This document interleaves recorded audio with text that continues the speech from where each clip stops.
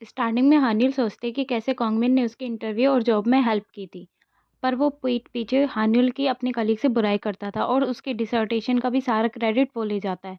हानिल अपने मन में कहते हैं कि जंगवू, इस रिश्ते में हम दोनों ही सफ़र करेंगे, इसलिए मेरा तुमसे ब्रेकअप करना ही सही रहेगा क्योंकि मैं तुम्हारी तरह स्ट्रॉन्ग नहीं हूँ।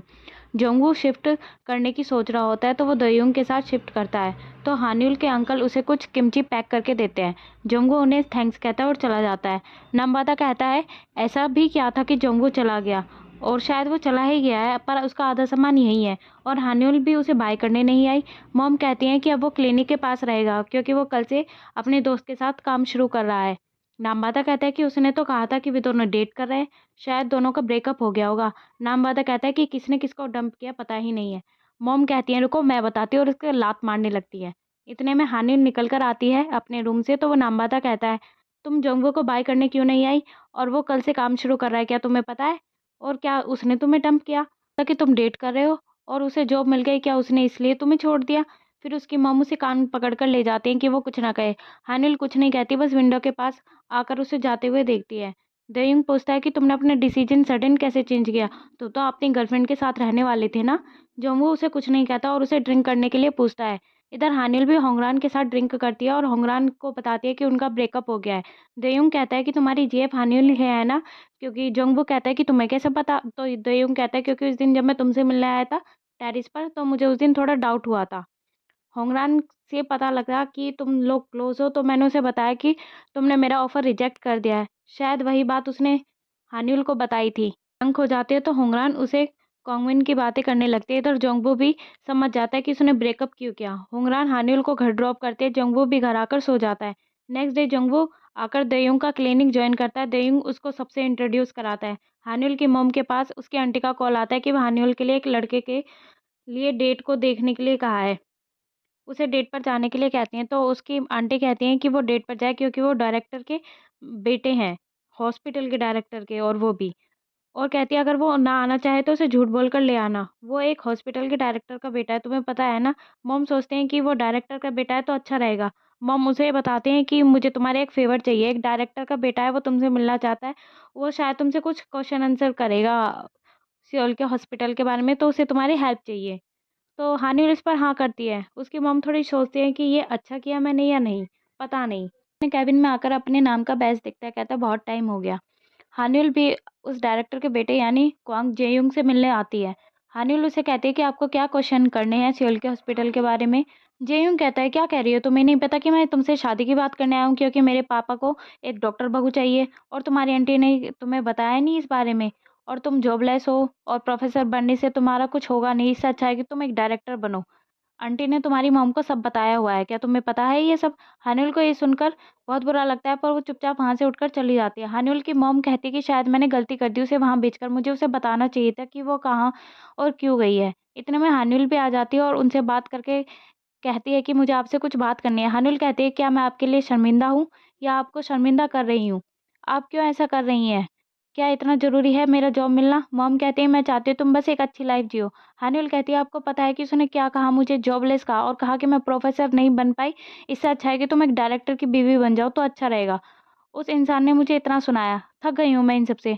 होंगरान हानिल को कॉल करती है पर उसका कॉल नहीं मिलता तो वो नामबादा को कॉल करती है, तो नामबादा उसे बताता है कि मॉम ने उसे ब्लाइंड डेट पर भेजा था और वो गुस्सा है इस बात को लेकर।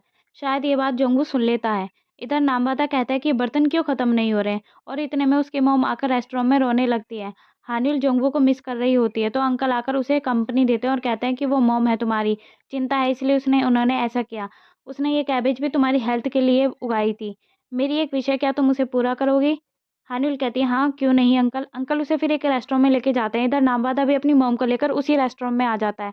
नामबादा कहता है तुम इतना ऑकवर्ड क्यों हो रहे हो दोनों, जैसे कि तुम दोनों ब्लाइंड डेट पर आए हो। फिर अंकल और नामबादा उन्हें अकेला छोड़कर बाहर चले जाते हैं।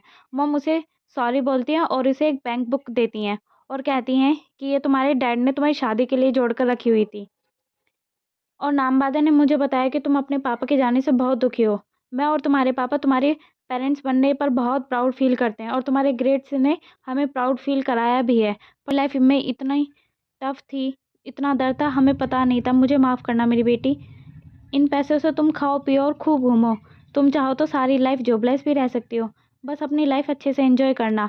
और पता नहीं हॉस्पिटल में क्या हुआ, तुम जो बताना नहीं चाहती, पर तुम उसे पीछे रखकर आगे बढ़ो। जोंगवू सैड होता है तो नोटिफिकेशन आता है उसके फ़ोन पर, तो वो जोंगवू चेक करता है। जोंगवू फिर इंस्टाग्राम ओपन करता है तो वहाँ पर नामबाता का अकाउंट भी दिखता है, तो वो उसके अकाउंट को चेक करता है। वहाँ उसकी फैमिली फ़ोटो होती है आज की, जहाँ उन्होंने सारी पार्टी की हुई होती है। जोंगवू कहता है, वाह क्या बात है, ये डेट पर जा रही हो और अब फैमिली डिनर, वाह, और चिल्लाता है। फिर कहता है शायद उसका कोई रीज़न होगा। सब वापस आते हैं तो हान्युल की मॉम कहती है, क्या तुम जोंगवू को मिस कर रही हो? हान्युल कहती है हाँ। तो मॉम कहती है, वो इतना अच्छा है, तुमने उसे क्यों छोड़ा? हान्युल कहती है, मुझे लगा कि शायद आप उसे पसंद नहीं करती हैं। मॉम कहती हैं, उसे नापसंद करना इम्पॉसिबल है, वो दिल का बहुत अच्छा है। पता नहीं क्या हुआ तुम दोनों के बीच, पर तुम उसके साथ खुश थी। हान्युल घर आकर अपनी और जोंगवू की फ़ोटो देखती है। नेक्स्ट मॉर्निंग जब हान्युल अपना फ़ोन देखती है तो वो जोंगवू को मैसेज किया होता है। इतने में नामवादा आकर उसे रेड चिल्ली लाने को कहता है तो वो खुद बाथरूम भाग जाता है। हान्युल छत पर आती है तो वो जोंगवू को देखती है और पूछती है, तुम यहाँ क्या कर रहे हो? जोंगवू कहता है, मैं यहाँ रहता हूँ। क्यों? मैं यहाँ आ नहीं सकता? हान्युल कहती है, वो गलती से मैंने तुम्हें कल रात मैसेज सेंड कर दिया था, उसके लिए सॉरी, शायद मैं ड्रंक थी ना, इसलिए मैसेज सेंड हो गया। जोंगवू कहता है, एक्स गर्लफ्रेंड मेरी पार्टी कर रही है और ब्लाइंड डेट्स पर जा रही है, वाह। हान्युल कहती है, तुम्हें कैसे पता? जोंगवू जेलस होकर कहता है, और वाओ! क्या ये सच है? और तुम ये एक्सेप्ट भी कर रही हो? ज़्यादा खुश मत होना और ज़्यादा दुखी भी। और वो ये कहकर जाने लगता है। फिर वो वापस आता है और कहता है, क्या मैं तुम्हारा वेट कर सकता हूँ? तुम्हारा वेट कर सकता हूँ जब तक तुम ठीक नहीं हो जाती, और मैं वेट करूँगा, एक एक्स की तरह। हाँ, आ जाना जब तुम रेडी हो। मील स्किप मत करना और ना ही मेडिसिन, और चला जाता है। हानिल खुश होती है। जोंगवू ऑफिस आता है तो दयुंग उसे देखता है और कहता है, तुम तो घर से आ रहे हो ना, तो हानिल से मिलने गए थे ना तुम? और उसे टीज करने लगता है। दोनों दोनों बातें करते हुए आते हैं तो दोनों क्लिनिक को देखकर हैरान हो जाते हैं, क्योंकि क्लिनिक पूरा भरा हुआ होता है। जोंगवू की वजह से सारा क्लिनिक भरा होता है और उसे पूरा वीक अपॉइंटमेंट से बुक होता है। जोंगवू घर निकल रहा होता है तो उसे रास्ते में खून से भरे कपड़े और कॉटन दिखता है, जिससे उसे फिर वही बातें, वही सीन याद आने लगते हैं। ये सब देखकर जोंगू एक बार फिर सोकर उठ जाता है और रोने लगता है। जोंगू ओटी रूम में जाता है तो वहाँ वो फिर से पैनिक हो जाता है थोड़ा सा। नर्स बात कर रही होती है आपस में कि मोस्टली ऐसे इंसिडेंट के बाद डॉक्टर्स काम नहीं कर पाते, शायद मिस्टर जोंगवू को भी पीटीएसडी है, शायद इसलिए उनके साथ ऐसा दोबारा पैनिक अटैक हुआ। ये सब बातें हुंगरान सुन रही होती है। देयुंग और जोंगवू बातें करते हैं। देयुंग सर्जरी पोस्टपोन करने के लिए कहता है और कहता है कि तुम थोड़ा रेस्ट करो, मुझे नहीं पता था तुम अभी भी थोड़ा इस चीज़ से गुजर रहे हो। जोंगवू कहता है कि मैं कल कोई मिस्टेक नहीं करूँगा, आज के लिए मुझे माफ़ करना।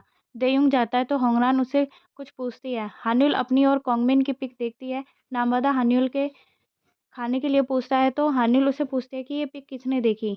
नामवादा कहता है, शायद जोंगवू लास्ट वीक यहाँ आया था, वो ईयरबुक देख रहा था तो शायद उसी ने ही देखी हो ये फ़ोटो। हान्युल के पास होंगरान का कॉल आता है तो वो उसे बताते हैं कि शायद ये बात मैं तुम्हें बताऊं या नहीं, पर शायद जोंगवू पीटीएसडी से सफ़र कर रहा है। हान्युल कहते हैं कि तुम्हें ये सब कैसे पता? होंगरान बताती है कि उसे आज ओटी रूम में फिर से पैनिक अटैक आया था। नेक्स्ट डे जोंगू रेडी होता है और तो उसे फिर से ब्लड दिखने लग जाता है।